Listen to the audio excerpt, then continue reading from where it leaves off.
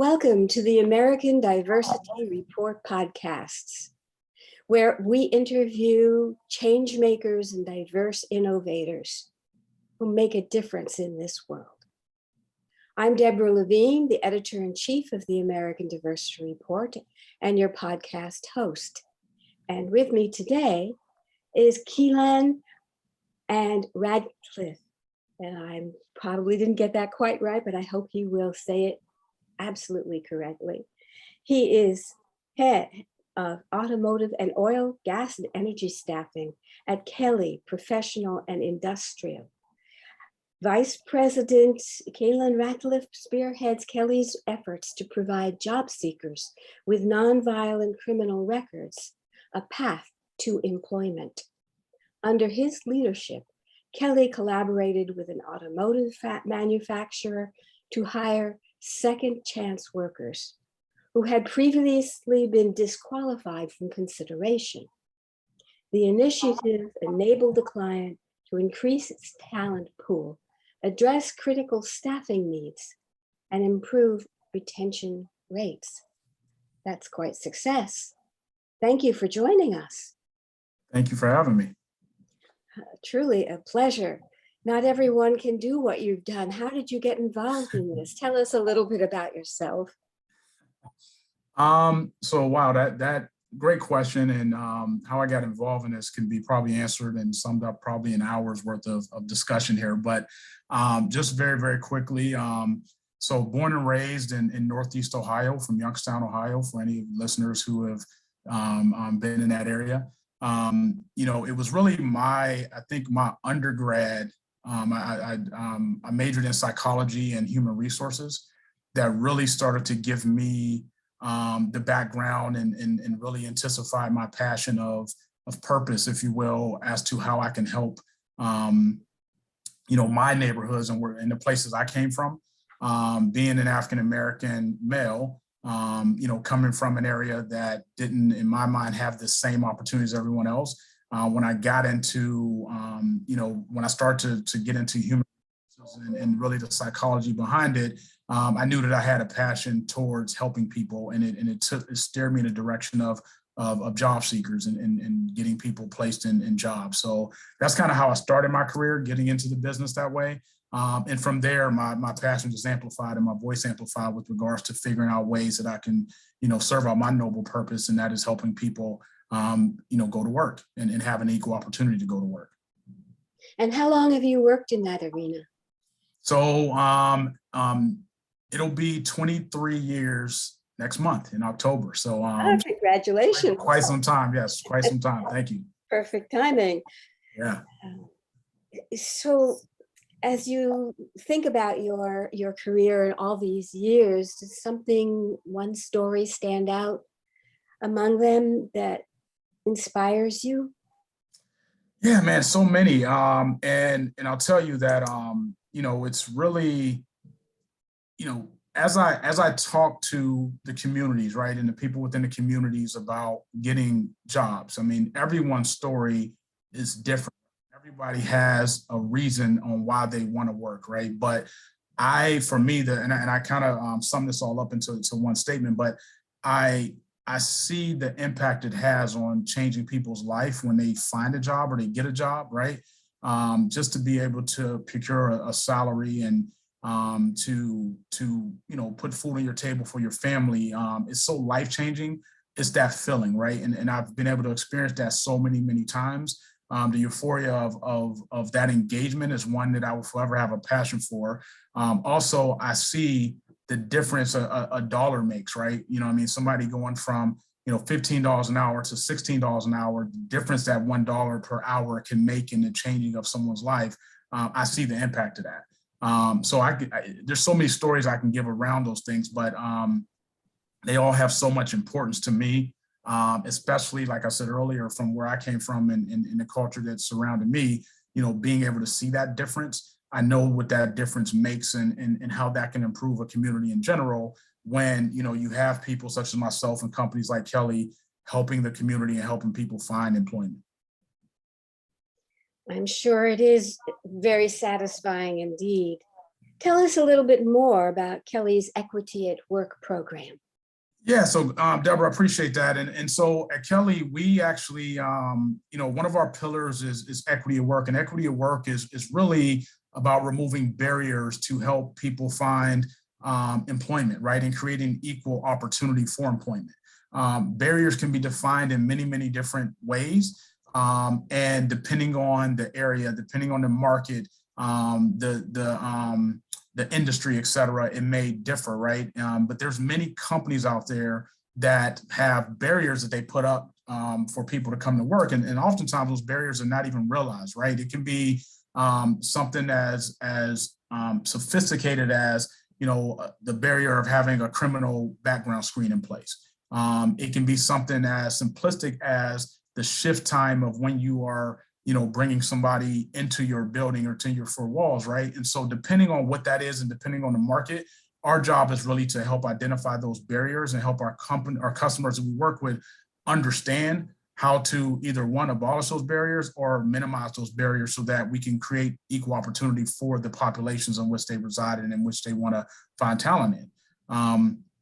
So for Kelly, equity at work is something we're really trying to educate first. When we're talking to companies, we're trying to educate them on equity at work as a concept is about removing those barriers. But at the same time, we're working with our customers and the companies that we partner with to really dive deep into the understanding of what those barriers may be and how they're defined so that we can try to work together in partnership to eliminate those. Excellent. Can you share a little bit more about these barriers and a couple more examples? I'm sure people will be interested in hearing.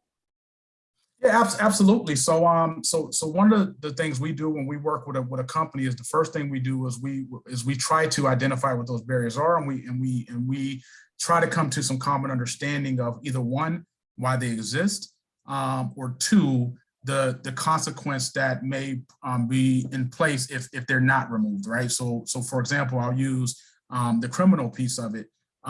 If a company has a criminal screening in place that they have, right? The first thing to do is to understand why that is in place in the first place, right?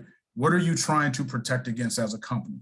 Oftentimes what we find is that many companies have screening policies in place, especially on the criminal side, that's been in place for 15, 20, 30 years or so, right? That they may or may not understand the genesis of how that was created. We try to get down to the reality of what that stands for and what it means.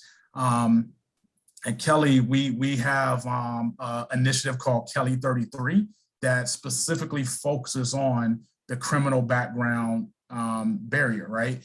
And that the Kelly 33 stands for there's 33% of working age Americans that have a criminal background of some sort. So that is people we know, love, interact with daily, right? Friends, neighbors, family that may have some type of a criminal background. And a company may not understand and realize that by the way that their background screening policy is written around the criminal history, you may be eliminating 33% of that population. And so our goal is to really try to intensify that understanding and educate them on the consequence of eliminating 33% of that population, right, from contention. And in today's time, especially, where we're, living through, COVID and perceptions and, barriers within itself and within households that people may be putting up around going back to work and what it takes to get out in the communities, right? Companies are finding it even more difficult to find talent.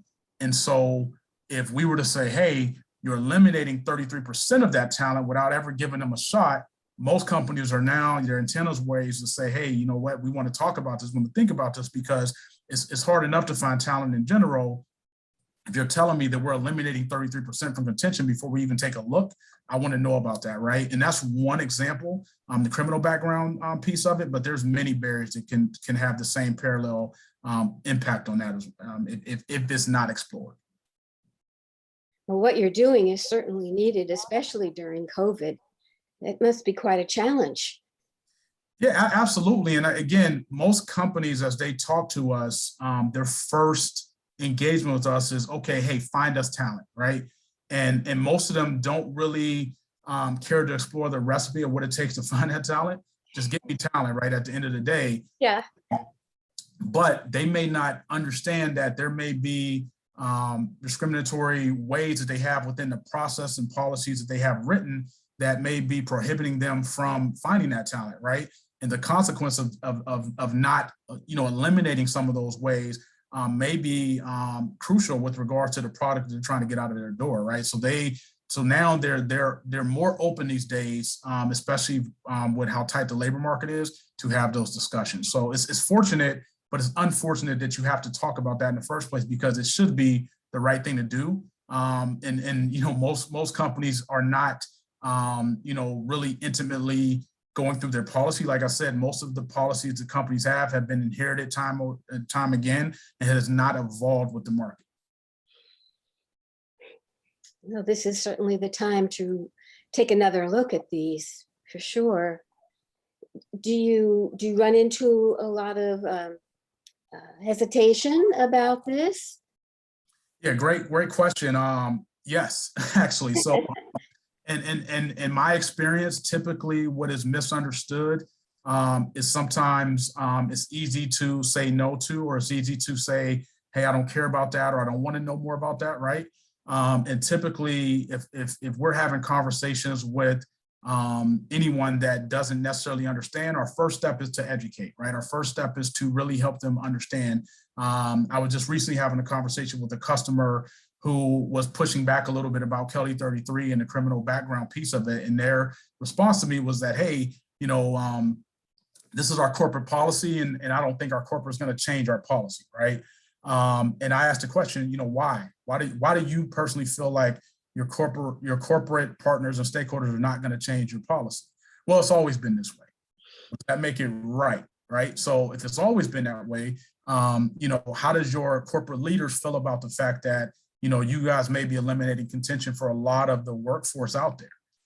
Well, most people who have a criminal background, is probably violent, so we don't really want to invite that into our company, right? And so then I educated, well, of the 33% that we talk about, 95% of those offenses are nonviolent, right? And that kind of made them stop and pause and say, oh, wow, I didn't realize that, right? So you're telling me that, almost all of the offenses that we see out there are nonviolent. Maybe we should be taking a look at, reestablishing that and opening that up. And this same company went to their leadership with some of these stats.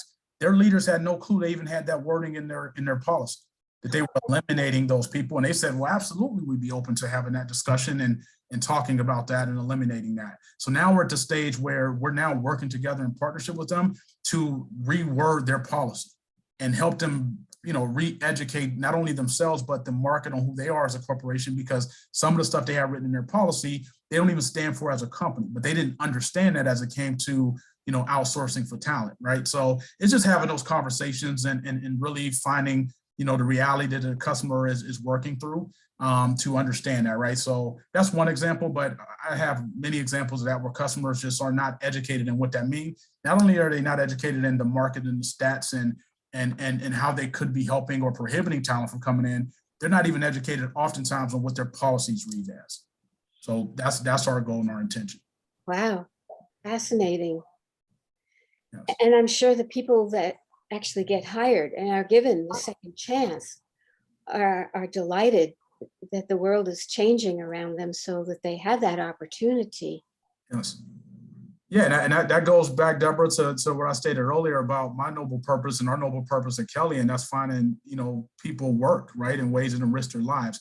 And so for us, the fact when we're able to break that barrier, right, or break down that wall to help, create those opportunities, Right. Workforce that probably qualified by that definition are more loyal. They're more appreciative, right? They go to work. They keep jobs. They want to build careers, right? They're changing their family, et cetera, right? So there's a win across the board, right, for everyone in these type of examples. And it's really just helping, companies understand that, right? And then also getting the word out to the communities, right, that's important. And I think these days, the value prop that every company is positioning themselves in the market becomes that much more important, right? People are not applying at places that they don't feel like care about them. And so we're trying to help companies, communicate that and articulate that in the ways that will help not only themselves, but also help, their outreach within the community as well. Wow. So outreach to the community is a key issue these days. They need the workers more than ever. They need that community connection to be very positive. Absolutely. And it's one to where as a company, you can't just check a box anymore, right? It has to be authentic and it has to be genuine with regards to your intention. And the community understands. The community is very, very smart to understand who's being real and who's being fake just to check a box. And so I often tell companies that, hey, if you're serious about this, then you will put the passion, energy, and resources behind making sure everybody understands your seriousness about this, right? And most companies are. Most companies, probably just don't know how to do it. Most companies don't know how to go about it. They don't know how. And the interesting thing that I've discovered is that many companies that we work with, they're already in the communities. They're just not having the same conversation, right? They're talking to organizations, et cetera. But as it pertains to, finding people employment, they often don't make that correlation. They don't realize they even have barriers up to maybe prohibiting them from, integrating themselves in the community the ways in which they would prefer to be. So when you advise a corporation, a company, that is already in the community, but isn't having these kind of conversation, doesn't have this kind of reputation in the community, what do you tell them to do differently? So take a look in the mirror. Honestly, because it really comes down to understanding your purpose, right? And so I'll tell you this, right? So one, as it relates to DE&I, right? Diversity, equity, inclusion.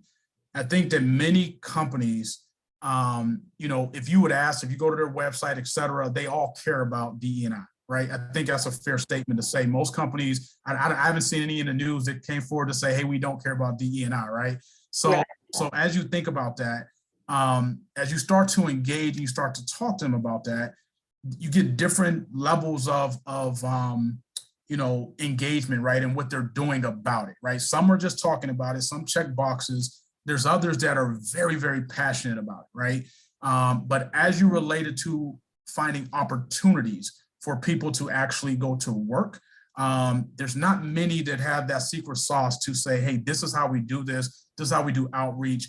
This is how we go about improving our position there, right? So when I think about equity at work and the inclusion factor, the inclusive factor of that, and that is creating that equal opportunity, there's correlation, there's relevance to those missions, right? And so it's just understanding how to tackle that. So our job and what I feel like our purpose is to work with these companies as partners to really help them understand that, right? And to ask those hard questions, right? So I often ask companies when they start talking about equity or diversity and inclusion, how do you define that? Right? What is diversity, equity, and inclusion to you? What does that mean, right? And oftentimes, depending on the level of customer I'm talking to, there's not many that can really articulate their company's, purpose or mission as it relates to that. And so, the first thing for me is to really kind of sift through that. And it's not really a put on the spot moment. It's really an education moment to say, okay, let's really define the understanding of that so we can both have alignment towards our purpose and how we can help each other. Sounds great. Absolutely. If you can't define your mission, you're not going anywhere. Absolutely. Definitely believe that. I have a background as an urban planner, and planning and mission and goals and objectives are part of my DNA, but that doesn't necessarily mean it is for everybody. Correct.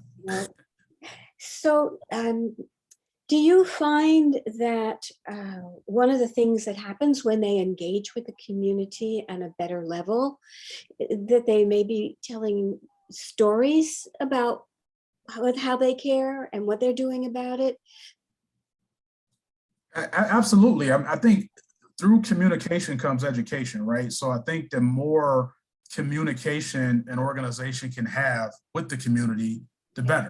Right. At Kelly, we are in a great, awesome position of uniqueness to where we sometimes are able to, be that liaison between the community and a company, right? And then sometimes it's in tandem and in partnership with the community and the company.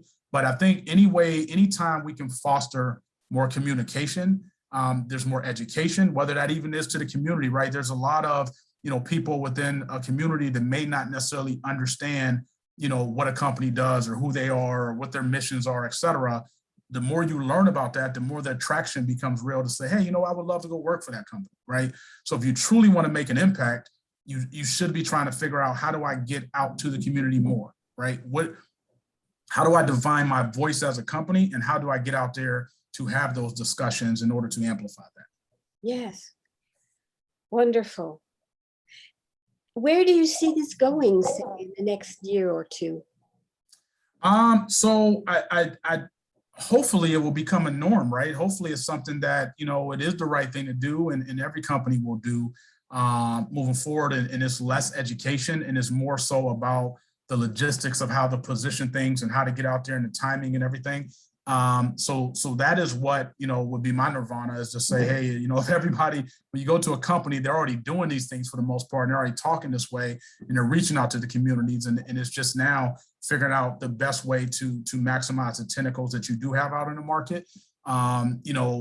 But realistically, I think is going to be more so around continued education, continued outreach, and making sure that, we continue to use all of our experiences as proof of concept to partner with new companies and existing companies, to get out to the market and community organizations to make sure that, we are creating that voice and alignment to create those opportunities. Absolutely.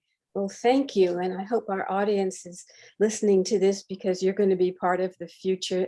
And I think that this is incredibly great advice. Is there anything else you'd like to add that we haven't discussed? Yeah, the only thing I would like to add for anyone listening is that, it does work, right? And when we do partner with companies and do it the right way, we do see a difference made, right? We partner with Toyota with the same intention and the mission, and we've seen immediate results.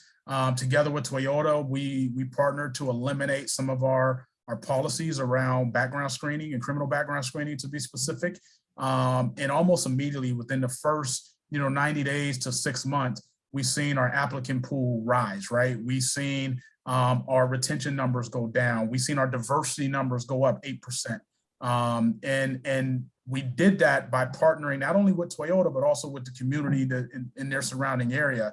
There was outreach to the NAACP and a lot of organizations that came on board and partnered with us to get that word out, but we were communicating with one voice, and with that one voice, we've seen a difference. And that difference, created longevity. I mean, and this was pre-pandemic.